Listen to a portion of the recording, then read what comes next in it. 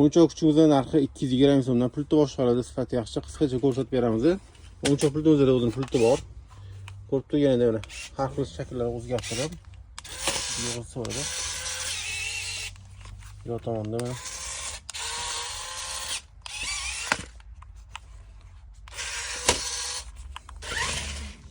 Yurushlari ham yaxshi.